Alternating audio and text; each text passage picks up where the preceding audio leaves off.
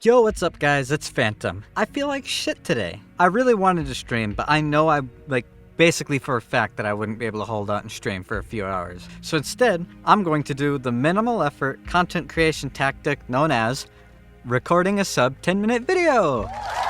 As always, seemingly every minute of every day, VTubers are once again trending on the funny Bluebird app, which means a lot of people are talking about them. It happens literally every single day. And something that I keep seeing in my feed is that a lot of people are doing these, I guess you could call them personality quizzes? And I've been posting the results to their feed, people have been talking about it. It's kind of been like one of those chain reaction things where a couple people do something, so then everyone else also does it to jump on the train. So I've got a couple of these bad boys lined up for us to do today. We'll see how it goes. I'm gonna be 100% honest. I didn't really look into these quizzes much beforehand, but then again, these personality clickbait quizzes are all kind of the same. You answer random questions, and then a result gives you some seemingly random but sometimes accurate assessment according to your answers. Well, the whole time where you're also being simultaneously ass blasted with hundreds of ads to make some of that sweet dollar cash. If all it took was me putting a little ad in the corner of my video to make some of that dollar, some of that sweet mint, I'd be doing it in every single video without even the slightest bit of hesitation. So the first quiz we have here is called I Sold You to a Pet Store. And I'm going to answer questions, and then it is going to give me like a tag that is telling me a bunch of things like my price and notes about me. So let's just fucking jump into it. Toasted. What the hell was that? That scared the shit out of me. I didn't expect some dude to whisper toasted into my ear. This wasn't a quiz. It just automatically answered it for me. I feel gypped. I was ready for... What the hell? Phantom, price $18. I'm worth $18? Independent. I love meeting new people. That's a little contradictory, but okay. I only eat in restaurants. I eat a lot of fast food. I don't eat in the restaurant, but I do eat a lot of fast food. Breeding difficulty 5 stars. What does that mean? Does it mean breeding difficulty? More specifically, like, what about the breeding process is difficult? Is it difficult to initiate? Does the breeding difficulty refer to, like, success rate? That's a completely different thing. Let's just take a screenshot and post it on Twitter then, I guess. Let's crack open some Twitter. Post this. You guys can watch me post. I still am very confused. I don't know what they mean by breeding difficulty. I know for sure this one is an actual quiz, though. I feel kind of gypped, being honest. I was expecting a legitimate, like, personality quiz. Hopefully this one gives me what I want. This one isn't even going to be that long. How the hell am I going to stretch this to be a 10-minute video? Okay. Can I zoom in and make this bigger so that you guys can see better? There we go. That's much bigger and better. Okay. When you go on a blind date, how do you do? I hate awkwardness, but I will wait until the other person says something, or I can't stand the awkwardness and try to say something or ask random questions. I hate awkward, like, silence, dude, in any conversation. Either it's going to be fun, let's do it, I'll ask my lover right away, or I'll ask my lover first to think about it. Do you guys get, like, secondhand embarrassment when you're around a couple, too? Because I do. I would probably be hesitant if Actually, no. It depends. That is a very specific question because it depends. If we're going to like a restaurant to just hang out, then yeah, that's going to be awkward and weird. But if we're going to like a bowling alley, that can be kind of fun. What do you do at the beginning of a relationship? I tend to be responsive and empathize first. I tend to ask lots of questions. 100%. Before I'm cooking meals, I need to know exactly what they like to eat. How would you react if you were looking through your childhood photos on a picture of the two of you together in the past? Considering me and my girlfriend grew up on opposite ends of the continent, if there was a picture of the past of us next to each other, that would be wild. The world really is small. It's like a movie. It must be our destiny. I'd probably be like, it's like a movie. Super unbelievable if that were to actually happen. What would you do if you woke up from a bad dream? It looks so real. Anyway, I need to get back to sleep. Or, oh, why do I have such a strange dream? Should I be worried about something? I have strange, deep dreams every single night, and I go back to sleep every time. I'm a sleepy boy. When you go to a must-eat restaurant, which route do you want to take? Even if it takes a little longer. If possible, I will go the scenic route. I'm not interested in sightseeing along the way, so I prefer to take shortcuts.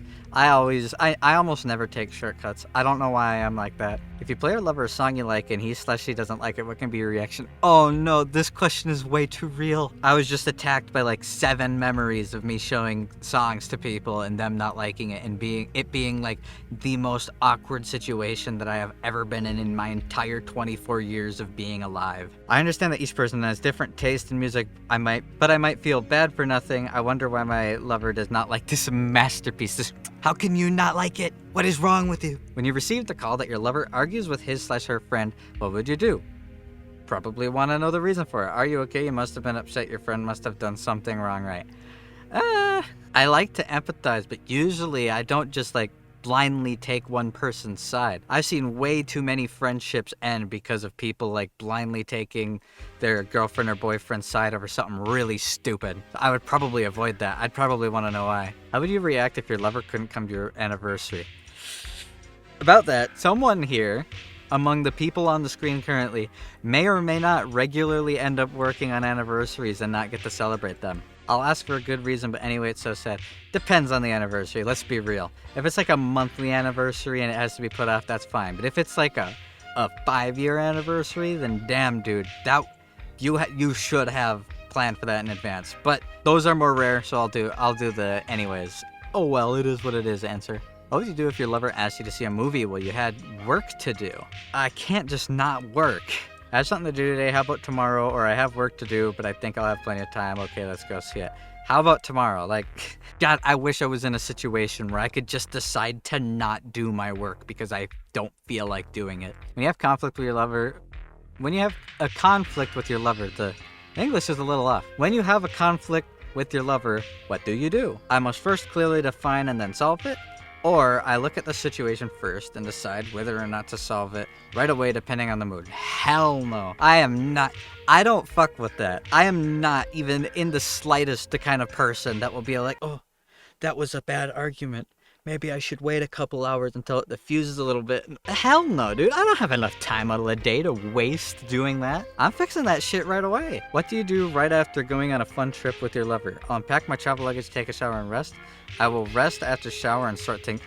I am the world's nastiest procrastinator. I'm doing that shit later. That is a future me problem. Right. Adventurer boyfriend, huh? That's a lot of text. They try not to do passive love. They're serious about taking care of themselves, so alone time is essential.